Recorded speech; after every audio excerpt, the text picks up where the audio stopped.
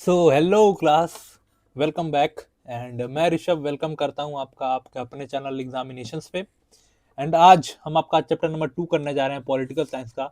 Chapter number 1 already मैंने करा दिया है, ठीक है, तो उसका भी प्लेलिस्ट मैंने बना दिया है, उसी प्लेलिस्ट में आपको जाके मिल जाएगा।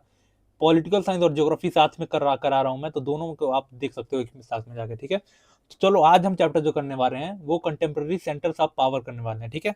याद करो जो हमने फर्स्ट चैप्टर पढ़ा था उसमें मैंने बात की थी कि जब यूएसएसआर डिसइंटीग्रेट हुआ हो गया था तो उसके बाद बहुत सारे नए नए सुपर पावर निकल के आए, ठीक है। कुछ टाइम तक यूएसएसआर अकेले सोलो सुपर पावर बचा था। उसके बाद बहुत सारे सुपर सुपर पावर्स निकल के आ गए, अलग अलग सुपर पावर्स निकल के आए। तो उन्हीं में से दो तीन को आज हम देखने वाले हैं इस चैप्टर में, ठीक है। तो चलो थोड़ा सा फ्लैशबैक ले लेते हैं। हमने देखा था पहले जो पहला चैप्टर है हमारा, उसमें हमने बाइपोलर वर्ल्ड की हमने बात की थी, कोल्ड वॉर की जब हम बात कर रहे थे, याद करो आप, ठीक है। कोल्ड वॉर की बात कर रहे थे तो हमारे पास दो प्लेयर थे, एक यूएसए था और एक यूएसएसआर था, ठीक है। बाइपोलर वर्ल्ड था उस टाइम पे, ठीक है। ये पीरियड कब से है? 1945 से लेके 1991 तक, ठीक है। उसके बाद क्या होता है, 1991 में हमारा जो एक प्लेयर था वो टूट जाता है। कौन टूट जाता है? यूएसएसआर टूट जाता है, ठीक है। इसके बाद क्या होता है, उसके बाद कुछ टाइम तक यानी 10-12 साल तक यूएसएसआर अकेले सोलो सुपर पावर बचता है। इसी को हम क्या बोलते हैं? यूनिपोलर वर्ल्ड बोलते हैं। पहले क्या था? बाइपोलर वर्ल्ड था, यानी दो सुपर पावर थी, ठीक है। अब कुछ टाइम तक क्या होता है, यानी 1991 से लेके मानो 2000 तक, ठीक है, 2000 तक क्या था, दुनिया जो थी ये यूनिपोलर वर्ल्ड थी, ठीक। एक यूएस अकेले डोमिनेट करता था पूरे वर्ल्ड को। उसके बाद क्या होता है, 2000 के बाद से क्या होता है, 2000 के बाद से टिल नाउ, टिल नाउ क्या है, आज हम देखते हैं बहुत सारे सुपर पावर्स हैं, जैसे चाइना है, जैसे आसियान कंट्रीज हैं, जैसे यूरोपियन कंट्रीज हैं, जैसे इंडिया है, जैसे जापान है, जैसे साउथ कोरिया है, नॉर्थ कोरिया है, ठीक है, ये सारे, ठीक है। ये क्या करते हैं, यूएस के जो पावर होते हैं उसको चेकमेट करके रखते हैं। आज क्या वर्ल्ड क्या है, आज वर्ल्ड है हमारा multipolar, multipolar world, multipolar world है हमारा, ठीक है। तो बैकग्राउंड ऐसे बनता है हमारा, ठीक है। तो आज हम जो हमारा जो चैप्टर है उसमें हम बेसिकली तीन के बारे में पढ़ने वाले हैं, तीन जो मेजर पावर हैं। एक यूरोपियन यूनियन, ठीक है, ये जो ग्रुप ऑफ कंट्रीज हैं, आसियान भी कुछ ग्रुप ऑफ कंट्रीज हैं, और एक चाइना, ये तीन को हम देखने वाले हैं। है तो बहुत सारे, इंडिया भी है हमारा, रशिया भी है जो चेकमेट करता है यूएस के सुपर पावर पावर को। बट हम आपके बुक में तीन दिया हुआ है तो हम तीन को बहुत अच्छे से डिटेल में देखने वाले हैं एक एक करके, ठीक है। तो ये जो है हमारा ये वीडियो वन शॉट वीडियो है, तो इसका मतलब ये नहीं है कि सिर्फ आप इसको रिवीजन करो। जो पहली बार भी इस वीडियो को देख रहा है उसके लिए भी वो ये वीडियो उतनी ही हेल्पफुल होगी जो इसके लिए रिवीजन, अगर आपने पहले पढ़ रखा है तो आप इसको रिवीजन की तरह ले लो, बहुत अच्छी बात है, रिवीजन आपका हो जाएगा, ठीक है। तो सबसे पहले हम क्या पढ़ेंगे, यूरोपियन यूनियन के बारे में पढ़ेंगे, सारी चीजें, इसकी हिस्ट्री, ठीक है, ये इसकी स्ट्रेंथ क्या है, इसके वीकनेसेस क्या क्या है, सारी चीजें हम अच्छे डिटेल में देखेंगे। फिर हमारा अगला टॉपिक आएगा आसियान के बारे में हम पढ़ेंगे, ठीक है, आसियान के बारे में भी एक एक चीज डिटेल में देखेंगे। फिर तीसरा हम देखेंगे राइज ऑफ चाइना, चाइना कैसे राइज कर पाया है। चाइना आज हम देखते हैं कि यूएस को कोई अगर कोई चैलेंज कर सकता है तो चाइना कर सकता है। आज भी, अभी देखो कुछ टाइम पहले ही, 10-15 दिन पहले ही वो चाइना, वो जो यूएस है वो वेनेजुएला में घुसता है, उनके जो प्रेसिडेंट हैं मादुरो, उनको उनके हाउस से ही, प्रेसिडेंट हाउस से उठा के लेके चला जाता है, कोई कुछ नहीं कर पाता है। तो उसकी पावर को आज भी कोई चेकमेट करने वाला नहीं है, उसकी पावर को कोई आज भी मैच नहीं कर पा रहा है। बट किसके में इतनी स्ट्रेंथ है, मतलब कितने में कैपेसिटी है, ठीक है, कि उसको चैलेंज कर पाए, तो उसमें पहला नाम हमारा आता है यूरोपियन यूनियन, दूसरा आसियान, तीसरा चाइना, एंड चौथा बहुत सारी हैं, ठीक है। तो इस चैप्टर में हमें 3-4 चीजें पढ़नी है basically, European union, ASEAN, China, और इंडिया चाइना रिलेशन। इसको हम और भी आगे चल के पढ़ेंगे, अपनी सेकंड बुक में भी पढ़ना है इसको, आगे चल के चैप्टर में पढ़ना है, तो ठीक है, इस पर थोड़ा कम ध्यान देंगे तो भी चलेगा, ठीक है। चलो हमारा स्टार्ट करते हैं सबसे पहले यूरोपियन यूनियन से। यूरोपियन यूनियन में सबसे पहले हम क्या देखेंगे, यूरोपियन यूनियन में सबसे पहले हम देखेंगे इसका इवोल्यूशन, ये स्टार्ट कहाँ से हुआ है, ठीक है, इसका ऑब्जेक्टिव देखेंगे कि बनाया क्यों गया था, और तीसरा हम देखेंगे इसका स्ट्रेंथ, कि इसकी स्ट्रेंथ क्या है कि ये चैलेंज दे सकता है यूएस को, और एक मल्टीपोलर वर्ल्ड में ये एग्जिस्ट करता है, ठीक है। और इसके अंदर क्या क्या चैलेंजेस हैं, ठीक है, इसके अंदर भी क्या क्या डिफिकल्टीज है, ये भी हम देखने वाले हैं। ये चार चीजें यूरोपियन यूनियन में हमें देखना है, ठीक है। चलो अब इसका हम देखते हैं, ठीक है, इसका अब एक जर्नी देखते हैं, टाइमलाइन के थ्रू समझते हैं, ठीक है। 1945 में क्या होता है, वर्ल्ड वॉर टू एंड होता है, ठीक है, 1945 में वर्ल्ड वॉर टू एंड होता है। एंड वर्ल्ड वॉर टू में पार्टिसिपेट करने वाली जितनी भी यूरोपियन कंट्रीज थी, ठीक है, जैसे ब्रिटेन हो गया, फ्रांस हो गया, जर्मनी जर्मनी हो गया, ठीक है, और सारी जो कंट्रीज हैं यूरोपियन कंट्रीज, इन्होंने अपना सारा रिसोर्स, अपना सारा पैसा खर्चा सब कुछ वर्ल्ड वॉर 2 में झोंक दिया था कि हम जीते हम जीते, ठीक है। जीतने के बाद इनको क्या मिला? कुछ नहीं मिला। इनकी इकोनॉमी एकदम बर्बाद हो चुकी थी, खत्म हो चुके थे ये लोग, ठीक है। इनकी जो नवाबी थी वो खत्म हो चुकी थी, ठीक है, सेकेंड वर्ल्ड वॉर एंड होते होते, ठीक है। इसके बाद 1945 के बाद फेज स्टार्ट होता है यूरोपियन इंटीग्रेशन का, यानी पूरे यूरोप को जोड़ने का टाइम स्टार्ट होता है, ठीक है, 1945 में, ठीक है। 1945 में मैंने बताया था कि 1945 से और 1991 तक कोल्ड वॉर चल रहा होता है, तो उसमें जो एक जो पावर है हमारा यूएसए, ठीक है, ये अमेरिका, यानी ये क्या करता है, ये जो यूरोपियन कंट्रीज है ना, इनको एड देता है। एड क्या होता है? एड देता है। एड देता है मतलब इनको पैसा देता है ताकि ये लोग अपनी इकोनॉमी को रिबिल्ड कर पाए, ठीक है, ये अपनी इकोनॉमी को फ्लरिश कर पाए, जो नुकसान हुआ है उसको खत्म कर पाए, ठीक है। अब पैसा देता है तो पैसे के बदले ये कुछ चाहिए। यूएस जब भी किसी भी कंट्री को पैसा देगा, उसका स्वार्थ उसमें छुपा होगा, ठीक है। यूएस अगर पैसा दे रहा है यूरोपियन यूनियन को, तो ये क्या करेगा, यहां से बनाता है क्या, ये बनाता है NATO, North Atlantic Treaty Organisation, ठीक है। ये एक सिक्योरिटी ग्रुप है कि मतलब किसी एक कंट्री पे हमला, बाकी सारी कंट्रीज पे हमला माना जाएगा, ऐसा, ठीक है। इसके बाद क्या होता है, एक और आता है 1948 में, ठीक है। इसमें क्या बनता है, एक 1948 में ओईईसी का एस्टेब्लिशमेंट होता है, यानी organisation for European economic corporation, यानी सारी कंट्रीज, एक यूरोपियन कंट्रीज एक ऑर्गेनाइजेशन बनाती हैं ओईईसी करके, ताकि सारी लोग इकोनॉमिक कॉर्पोरेशन कर पाए, ठीक है, इकोनॉमिक कॉर्पोरेशन कर पाए। सबसे पहले कहां बात होती है, इकोनॉमिक कॉर्पोरेशन की बात होती है, ठीक है। एंड जो यूएस जो एड्स दे रहा था, जो एड दे रहा था इनको, ठीक है, जो पैसा दे रहा था, वो किस प्लान के अंडर दे रहा था, यूएस मार्शल प्लान के अंडर में दे रहा था, याद रखना, ये यूएस मार्शल प्लान, ठीक है। यूएस मार्शल प्लान के अंडर यूरोपियन कंट्रीज को पैसा दिया था यूएस ने, ताकि वो लोग अपनी इकोनॉमी को बिल्ड कर पाए, ठीक है। अब क्या होता है, ठीक है, अब क्या होता है, 1949 में एक यूरोपियन काउंसिल स्टैब्लिश होती है, ठीक है, फॉर पॉलिटिकल कॉर्पोरेशन, ठीक है। अब देखना धीरे धीरे ये लोग एक बहुत बड़े उसके तरफ जा रहे हैं, बहुत बड़े ऑर्गेनाइजेशन को स्टैब्लिश करने की तरफ जा रहे हैं। सबसे पहले एक बाहर की कंट्री यानी यूएसए इनको पैसा देती है ताकि इनका जो नुकसान हुआ है वो भर पाए ये लोग, ठीक है। फिर ये लोग 1948 में इकोनॉमिक कॉर्पोरेशन के लिए एक वो बनाते हैं, ग्रुप बनाते हैं, ठीक है। फिर एक 1949 में काउंसिल ऑफ यूरोप बनाते हैं, जिससे ये लोग पॉलिटिकल कॉर्पोरेशन कर पाए, ठीक है। उसके बाद 1957 में यूरोपियन इकोनॉमिक कम्युनिटी बनती है, ठीक है। 1958 में यूरोपियन पार्लियामेंट बनता है, ठीक है, यूरोपियन पार्लियामेंट बनता है। यहां से ही इनके पास पॉलिटिकल पावर भी आ जाता है, पॉलिटिकल पावर भी आ जाता है इनके पास, ठीक है। और फिर इवेंचुअली जब 1991 में यूएसएसआर का डिसइंटीग्रेशन होता है, उसी के बाद यूरोपियन यूनियन स्टैब्लिश हो जाता है, यूरोपियन यूनियन, ठीक है। तो आप बताओ, अब यूरोपियन यूनियन क्या है? यूरोपियन यूनियन इन्हीं सब का तो पार्ट है। यहाँ पे किसकी बात होगी? यहाँ पे पॉलिटिकल कॉर्पोरेशन की बात होगी। यहाँ पे किसकी बात होगी? यहाँ पे इकोनॉमिक कॉर्पोरेशन की बात होगी। यहाँ पे क्या बात होगी? यहाँ पे कल्चरल कॉर्पोरेशन की बात होगी। मिलिट्री का कहीं से भी एंगल नहीं है। क्यों? क्योंकि इसकी हिस्ट्री में मिलिट्री एंगल नहीं है। अभी तक हम सिर्फ जो पॉलिटिकल कॉर्पोरेशन और इकोनॉमिक कॉर्पोरेशन करते आ रहे थे, उसी को यहाँ पे एक ग्रुप का नाम दे दिया कि जिसको हमने क्या बोला, जिसको हमने बोला यूरोपियन यूनियन, ठीक है, 1992 में फॉर्म हो गई है, ठीक है। तो ये पूरी जर्नी आपको याद रहेगी। 1948 में ओईईसी बनाया गया इकोनॉमिक कॉर्पोरेशन के लिए, फिर काउंसिल ऑफ यूरोप बना उसके जस्ट एक साल बाद, ठीक है। उसके बाद 1957 में इकोनॉमिक कम्युनिटी बनती है। 1958 में यूरोपियन पार्लियामेंट बन जाता है हर एक साल में, 1948, 49 और 57, 58, ठीक है। ये दो चार डेट है, आपको याद हो जानी चाहिए, ठीक है। अब देखो इसका ऑब्जेक्टिव क्या था, ठीक है, ये बनाया क्यों गया, क्यों? ताकि जो सारी कंट्रीज है, यूरोपियन जो कंट्रीज हैं, ये एक साथ रह पाए, ठीक है। इनकी कॉमन फॉरेन पॉलिसी हो और सिक्योरिटी पॉलिसी हो, ठीक है, कॉमन फॉरेन पॉलिसी और कॉमन सिक्योरिटी पॉलिसी हो, ठीक है।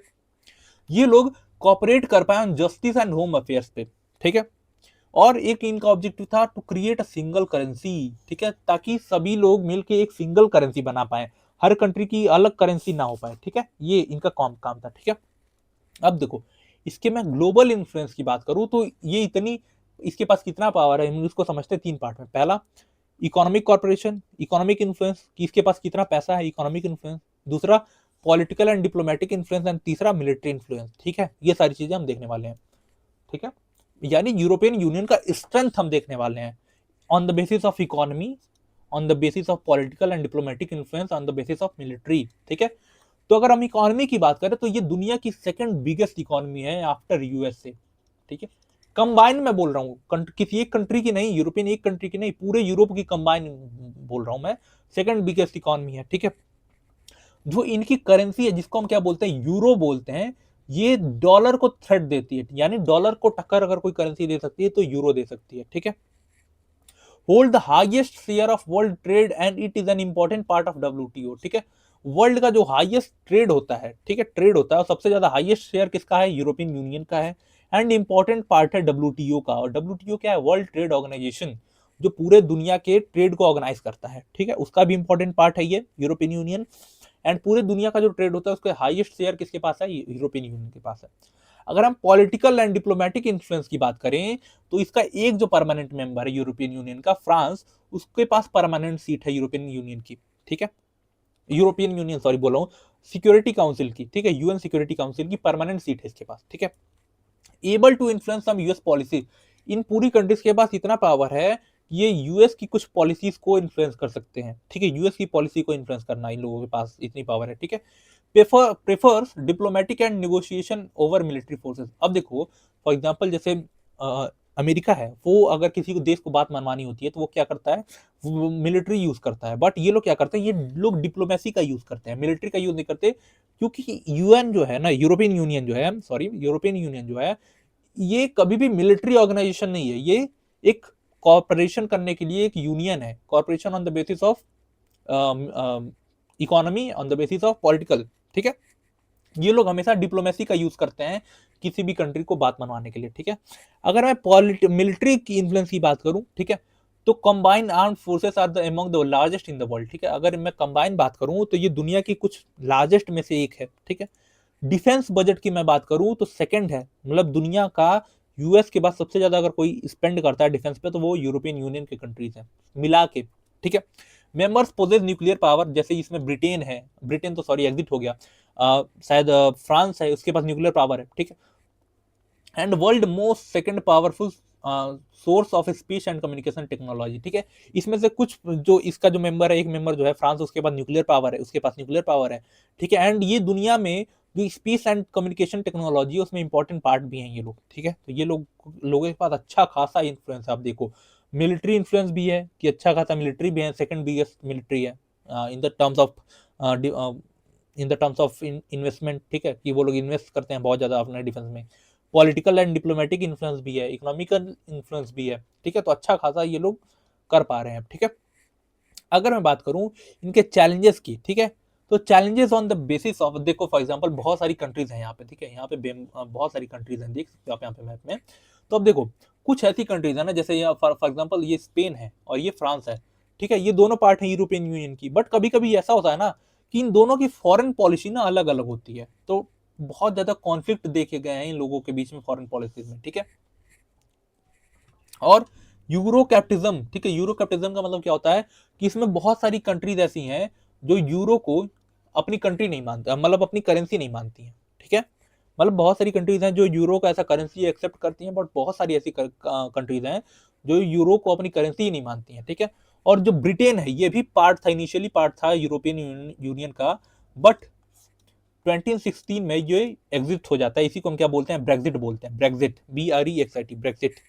ठीक है, जब ब्रिटेन एग्जिट हुआ यूरोपियन यूनियन से, तो उसी को हम क्या बोलते हैं, ब्रेग्जिट बोलते हैं, BREXIT, 2016 में। ठीक है, तो अगर अभी तक आप लेक्चर देख रहे हो तो प्लीज 2 मिनट बस मेरी बात सुनो। ठीक है, अगर आप बोर्ड्स की प्रिपरेशन कर रहे हो तो इसके लिए तो हम आपकी हेल्प कर ही रहे हैं। आगे चल के आपको सीयूटी का एग्जाम देना है तो उसके लिए भी मैं सारी चीजें, ठीक है, आपको कहीं भी पे करने की जरूरत नहीं है, PYQs के लिए, इंपॉर्टेंट क्वेश्चन के लिए, इंपॉर्टेंट टॉपिक्स के लिए, वो सारी बातें, सीयूटी की पूरी प्रिपरेशन सिर्फ और सिर्फ यूट्यूब से हो सकती है, इसकी मैं पूरी गारंटी दे रहा हूँ। ठीक है, उसके अलावा कहीं भी जाने की जरूरत नहीं है, आपको पेमेंट करने की जरूरत नहीं है। ठीक है, अगर इसके अलावा आप फ्यूचर में कभी यूपीएससी का एग्जाम देना चाहते हो, चाहे एसएससी का एग्जाम देना चाहते हो, इसमें बहुत सारे बच्चे कंफ्यूज होते हैं कि आपको पेपर कब होते हैं, भैया पेपर का सिलेबस क्या होता है, एंड पेपर पैटर्न क्या होते हैं, कभी बहुत ज़्यादा रिसोर्सेज हैं, कुछ लोग और कुछ बोलते हैं, कुछ और कुछ बोलते हैं। तो एक प्रॉपर जो गाइडेंस है ना, वो मैं आपको फ्री में देने का वो करूंगा, काम करूंगा। ठीक है, तो इसके लिए सिंपली आपको क्या करना है, एग्जामिनेशन चैनल को सब्सक्राइब करके रखना है, ठीक है। अगर कोई भी डाउट है तो हमारे इंस्टाग्राम पे जाके आप हमें मैसेज कर सकती हो। एक्स अकाउंट है आपका तो सिंपली एक्स अकाउंट फॉलो कर लो। एंड मोस्ट इंपॉर्टेंट, जाके क्विज यहाँ पे हो रहे हैं, ठीक है, टेलीग्राम पे, वहाँ पे जाके आपको फॉलो कर लेना, ठीक है। नीचे डिस्क्रिप्शन में लिंक दिया हुआ है, वहां से जाके आप खोल सकते हो उसको, ठीक है। तो अभी तक हमने क्या देखा, यूरोपियन यूनियन को पूरा देख लिया, इसका इवोल्यूशन देख लिया कि धीरे धीरे हमने कब इवोल्यूशन हुआ। सबसे पहले इकोनॉमिक कॉर्पोरेशन के लिए इन्होंने बनाया एक, ठीक है, फिर पॉलिटिकल कॉर्पोरेशन के लिए, फिर एक पार्लियामेंट इन्होंने बना दिया जिसकी वजह से इनके पास पॉलिटिकल पावर आ गया, ठीक है। फिर 1992 में जब यूएसएसआर डिसइंटीग्रेट हो जाता है तो फिर यूरोपियन यूनियन फॉर्म हो जाता है।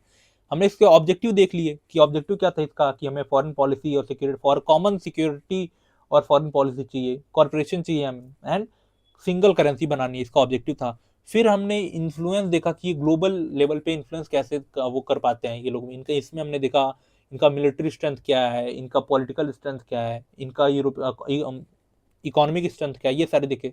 फिर हमने इनके चैलेंजेस देख लिए, ठीक है, कि क्या क्या इनके चैलेंजेस हैं। इसमें हमने देखा कि कई कई बार इनके बीच में फॉरेन रिलेशन, मतलब फॉरेन को लेके, फॉरेन अफेयर्स को लेके इनके बीच में झड़प हो जाती है।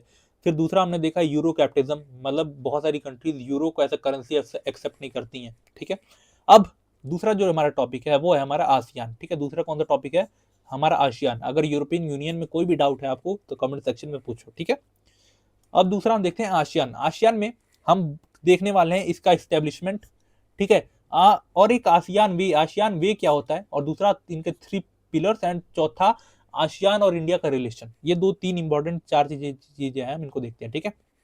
अब देखो, जो यूरोपियन यूनियन है ये 1967 में फॉर्म हुआ था, ठीक है। कब फॉर्म हुआ था ये, 1967 में, बाई बैंकॉक डिक्लेरेशन, ठीक है। बैंकॉक डिक्लेरेशन के थ्रू ये फॉर्म हुआ था, जिसमें फाउंडिंग मेंबर्स कौन कौन से थे, Indonesia, Malaysia, Philippines, Singapore and Thailand. 5 जो मेंबर्स थे इन्होंने मिलके आसियान को बनाया था, ठीक है। आसियान को बनाया था कब, 1967 में, वाया बैंकॉक डिक्लेरेशन, ठीक है। आसियान का फुल फॉर्म क्या होता है, association of south east Asian nation, association of south east Asian nation, ठीक है। अब देखो, जो आसियान जो कंट्रीज है ना, एक मिनट, मैंने यहाँ पे कहीं लिखा है क्या, नहीं लिखा है मैंने, चलो यहाँ पे यहीं पे समझा देता हूँ, ठीक है। आसियान वे क्या होता है, ठीक है, ठीक है। अब आसियान में क्या होता है, जो आसियान जो कंट्रीज है ना, ठीक है, ये जो आसियान जो कंट्रीज हैं ये क्या करती हैं, ये आसियान वे को सेलिब्रेट करती हैं, ठीक है। आसियान वे क्या है, ये लोग एक दूसरे के इंटरनल नेशनल सोवेरेनिटी को रिस्पेक्ट करेंगे, कॉपरेट करेंगे एक दूसरे के साथ, ठीक है, इनफॉर्मल इंटरेक्शन करेंगे, ठीक है। ये सब क्या है, एक आसियान में है, इन लोगों का तरीका है, ठीक है, एक दूसरे के साथ कॉपरेट करने का।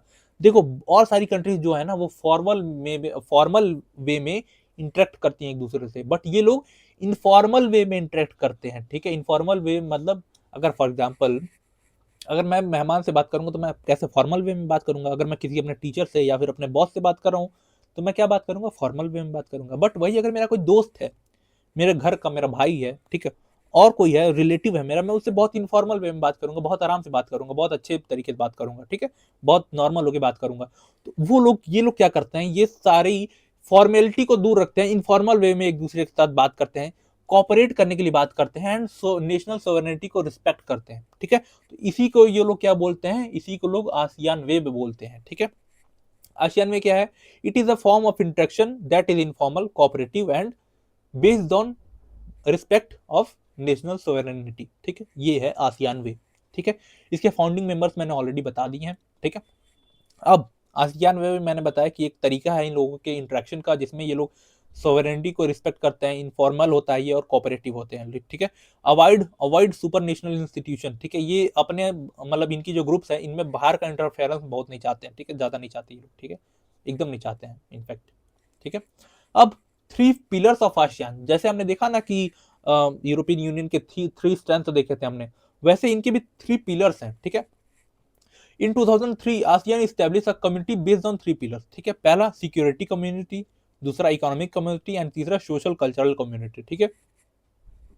अगर मैं सिक्योरिटी कम्युनिटी की बात करूं, focuses on ensuring territorial dispute do not escalate into armed confrontation, ठीक है। फॉर एग्जांपल, अगर कोई आसियान कंट्रीज है, ठीक है, आसियान कोई सी 2 आसियान कंट्रीज के बीच में कोई टेरिटरी को लेकर डिस्प्यूट है, यानी जमीन को लेकर विवाद है, जैसे हमारे और पाकिस्तान के बीच में कश्मीर को लेकर अगर वैसा कोई विवाद है, तो ये लोग इंश्योर करेंगे कि वो जो डिस्प्यूट है वो आर्म्स कॉन्फ्लिक्ट में ना बदल जाए, मतलब उसकी वजह से लड़ाई ना हो इस पूरे रीजन में, ठीक है। दूसरा, ये लोग एक और चीज बनाते हैं, आसियान रीजनल फोरम बनाते हैं 1994 में, ठीक है। 1994 में ये लोग क्या बनाते हैं, आसियान रीजनल फोरम बनाते हैं to coordinate on security and foreign policy, ठीक है। आसियान रीजनल फोरम 1994 में बनाते हैं ये लोग, ताकि ये लोग कोऑर्डिनेट कर पाए सिक्योरिटी और फॉरेन पॉलिसी पे, ठीक है। इकोनॉमी की बात करें तो objective to create a common market and production base, ठीक है। ये लोग कॉमन मार्केट बनाने की बात करते हैं, focusing on creating a free trade area for investment, labour and services, ठीक है। ये लोग क्या करते हैं, अपने देश में ना फ्री ट्रेड एरिया बनाते हैं। जैसे फॉर एग्जांपल मैंने ये कंट्री है, ठीक है, मैंने ये बोला कि इस एरिया में, यानी जो ये एरिया है, अगर इसमें कोई फैक्ट्री खोलेगा, ठीक है, इसमें अगर कोई भी इन्वेस्टमेंट करेगा तो गवर्नमेंट उससे टैक्स नहीं लेगी। तो सारी कंट्रीज क्या करेंगे, सारी जो कंपनीज हैं इस एरिया में आके अपना इन्वेस्टमेंट करेंगे, तो इसी को क्या बोलते हैं, फ्री ट्रेड एरिया बोलेंगे, ठीक है। तो ये लोग फ्री ट्रेड एरिया अपने यहाँ बनाते हैं, कॉमन मार्केट बनाते हैं, ठीक है। एंड तो तीसरा कौन सा पिलर है, तीसरा है सोशल एंड कल्चरल कम्युनिटी, ठीक है।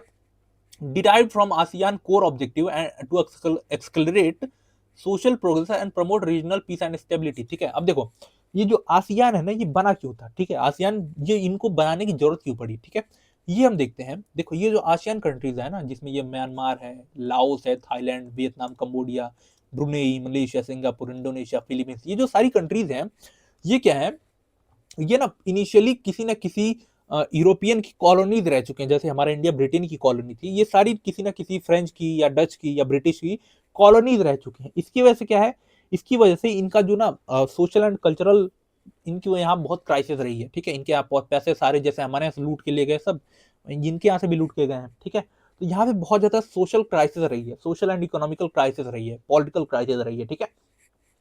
अब जब ये लोग इंडिपेंडेंस होते हैं ना, तो ये लोग बहुत ज्यादा प्रॉब्लम फेस करते हैं नेशन बिल्डिंग में, ठीक है। उसकी वजह से ये लोग क्या करते हैं कि एक ग्रुप बनाते हैं जिसको ये लोग बोलते हैं ASEAN, association of south east Asian nation, ठीक है। इसमें ये लोग क्या करते हैं, सोशल कल्चरल कॉपरेशन करते हैं, पॉलिटिकल इकोनॉमिक कॉपरेशन करते हैं, ठीक है। इनका मेन ऑब्जेक्टिव यही होता है to accelerate social and social to accelerate social progress and promote regional peace and stability, ठीक है। ये लोग ये बात करते हैं कि हमें पीस एंड स्टेबिलिटी प्रमोट करनी है इस रीजन में, एंड सोशल एंड जो कल्चरल प्रोग्रेस है उसको हमें एक्सकलरेट करना है, ठीक है। ये लोग ये बात करते हैं, ठीक है। अब इंडिया और आसियान का रिलेशन क्या है, ठीक है। अब देखो, इंडिया इनिशियली जो है, ये है हमारा इंडिया, ठीक है, ये हमारा नॉर्थ ईस्टर्न वो है, स्टेट्स है, ठीक है। ये है हमारा इंडिया, ठीक है, ठीक है। इनिशियली क्या था, इंडिया, जो इंडिया था वो इन लोगों पे ज्यादा ध्यान नहीं देता था, ठीक है, इन लोगों पे ज्यादा ध्यान नहीं देता था, ठीक है। ये जो कंट्रीज हैं, ये लोगों के ऊपर ज्यादा ध्यान नहीं था इंडिया का, ठीक है। इसकी वजह से इंडिया की जो पॉलिसी को बोला जाता है, इंडिया की पॉलिसी को बोला जाता है look east policy, look east, east policy, ठीक है। हम सिर्फ ईस्ट की तरफ देखते थे, ये हमारे ईस्ट में पढ़ते हैं, तो सिर्फ हम क्या देखते थे, हमारी जो पॉलिसी है वो लुक ईस्ट पॉलिसी है, सिर्फ हम देख रहे हैं, ठीक है। बट क्या होता है, कुछ टाइम पे बाद हम देखते हैं कि इनकी जो इकोनॉमी है ना, वो बहुत ज्यादा क्या कर रही है, बहुत ज्यादा ग्रो कर रही है। तो हमारी जो पॉलिसी होती है लुक ईस्ट पॉलिसी, वो बदल जाती है लुक लुक एक्ट पॉलिसी में, एक्ट पॉलिसी, ठीक है। मतलब अभी तक जो हम सिर्फ देख रहे थे, अब हमारी पॉलिसी लुक ईस्ट पॉलिसी से लुक एक्ट पॉलिसी में आ चुकी है, ठीक है। इसकी वजह से हम इन लोगों के साथ फ्री ट्रेड एग्रीमेंट भी साइन करते हैं, ठीक है, विथ आसियान मेंबर्स। यानी जो हमारा सामान अगर इनके यहाँ जाएगा तो वो लोग उस पर टैक्स नहीं लेंगे, अगर उनका सामान हमारे यहाँ आएगा तो इस पे हम उनके उनके सामान पे भी हम टैक्स नहीं लेंगे। इसी को हम क्या बोलते हैं, फ्री ट्रेड एग्रीमेंट बोलते हैं। ये हम साइन करते हैं इन लोगों के साथ, ठीक है। तो आई होप ये समझ में आया होगा। तो आसियान में हमने स्टैब्लिश कैसे किया इनको, आसियान वे क्या था ये हमने समझा। यहाँ से टॉपिक क्वेश्चन आ चुका है, तो याद रखना इसको, ठीक है। यहाँ से क्वेश्चन आने के बहुत चांसेस हैं। इनका 3 पिलर्स हमने देखे, जिसमें हमने क्या क्या देखा, इनका ASEAN security community, ASEAN economic community and ASEAN social and cultural community देखा। फिर हमने देखा कि इंडिया आसियान का जो रिलेशन है, जो पहले लुक ईस्ट पॉलिसी था, वो लुक एक्ट पॉलिसी क्यों बदल गया और कैसे बदल गया, ठीक है। इसकी वजह से हमने आगे चल के free trade agreement I think 2010 में साइन किया था, एक बार आप चेक करके बताना मुझे, ठीक है। 2010 में इनके साथ हमने फ्री ट्रेड एग्रीमेंट साइन करा था, ठीक है। अब देखो, अब यहाँ से चाल स्टार्ट होता है हमारा राइज ऑफ चाइना। चाइना के बारे में हम देखते हैं। चाइना के बारे में हमें क्या देखना है, इनका इकोनॉमिक इवोल्यूशन देखना है, मॉडर्न पाथ देखना है एंड इंटरनल प्रॉब्लम्स, इनके अंदर क्या प्रॉब्लम्स है, ये सारी चीजें हमें देखनी है। ठीक है, तो अगर चाइना की बात करें तो ये चाइना इंडिपेंडेंट कब होता है, 1949 में इंडिपेंडेंस मिलती है इसको। ठीक है, माओ जेडोंग, ठीक है, नाम याद रखना, माओ जेडोंग। माओ जेडोंग जो थे इन्होंने यहाँ पे रिवॉल्यूशन किया एंड फिर इनके यहाँ पे इनके हाथ में पावर आ जाती है। ठीक है, मार्क्सिज्म, मार्क्सिस्ट बोल रहा हूँ। ठीक है, माओइज्म यहाँ से चालू होता है। ठीक है, 1978 तक, ठीक है, 1978 तक जो चाइना होता है ये बहुत ज्यादा ग्रोथ नहीं करता। ठीक है, ये किसके राह पे चल पड़ते हैं, ये लोग चलते हैं यूएसआर के। ठीक है, यूएसएसआर के।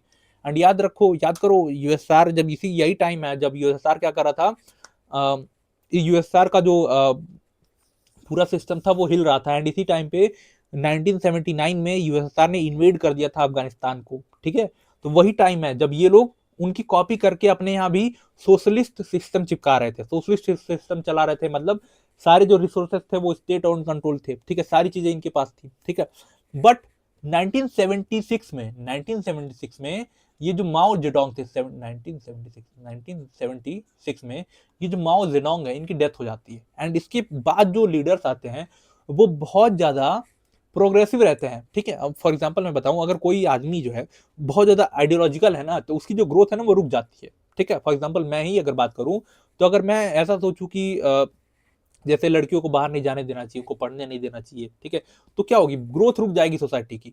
ठीक है, हमें ये काम नहीं करना चाहिए, हमें वो काम करना नहीं चाहिए। बहुत टाइम तक हम ये सुनते थे कि जो ब्राह्मण है या फिर जो इंडियन लोग हैं वो अगर 7 समुद्र पार करेंगे, मतलब समुद्र को क्रॉस करेंगे, सी को, तो उनको पाप लगेगा। तो हमने कई सालों तक तो बाहर गए ही नहीं लोग। ठीक है, ये थिंकिंग थी।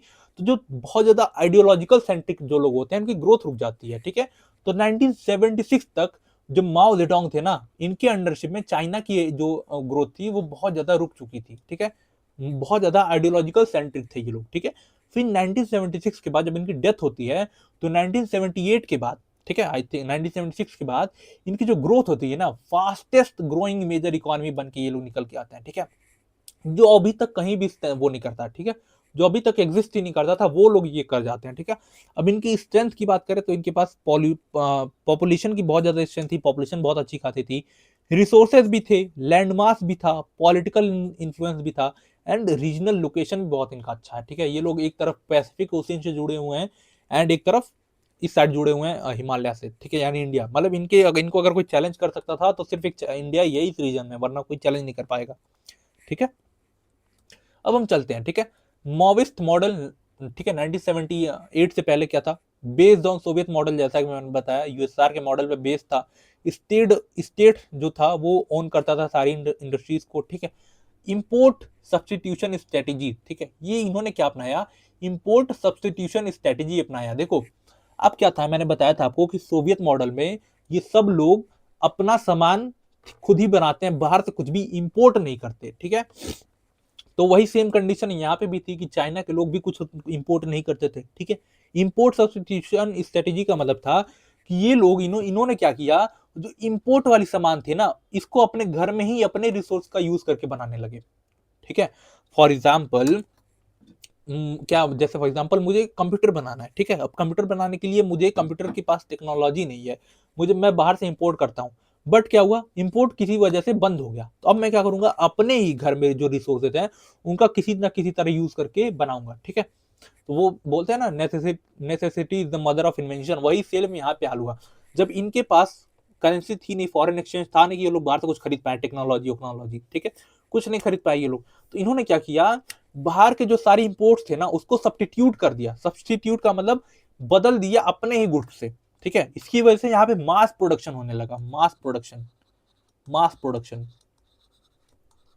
ठीक है, जो कहीं पे नहीं बनता था सबका फर्स्ट हैंड कॉपी यहाँ पे मिल जाता था। ठीक है, इसका रिजल्ट क्या हुआ, established an industrial base but suffered from slow growth and minimal international trade. ठीक है, अब ये लोग सामान तो बना ले रहे थे बट बाहर तो इंपोर्ट कर ही नहीं पाएंगे, क्यों, क्योंकि इनकी इकोनॉमी बंद इकोनॉमी है, क्लोज इकोनॉमी है, तो यहाँ पे बहुत ज्यादा प्रॉब्लम हुई, ग्रोथ बहुत स्लो हो गया। ठीक है, इसके बाद क्या होता है, 1978 6 में जब इनकी डेथ हो जाती है माओ जेडोंग की, तो 1973 में एक मतलब 1976 में इनकी डेथ होती है, उससे पहले 1973 में एक ज़ोउ इनलाई करके लीडर होते हैं, ठीक है।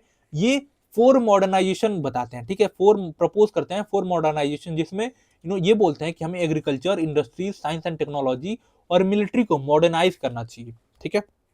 अब देखो, याद करो इनमें और उनमें डिफरेंस क्या है, ठीक है, चाइना में और उसमें। चाइना वाले क्या कर रहे हैं, धीरे धीरे खोल रहे हैं। एंड भाई यूएसएसआर में क्या हुआ था, जैसे यूएसएसआर डिसइंटीग्रेट हुआ, रातों रात शॉक थेरेपी की तरह पूरा सब खत्म कर दिया। उनकी जो भी एग्जिस्टिंग ट्रेड था, जो भी करेंसी थी, जो भी उनकी पॉलिसी थी, इकोनॉमिक पॉलिसी हो गई, चाहे वेलफेयर पॉलिसी हो गई, सब कुछ अचानक से खत्म कर गया।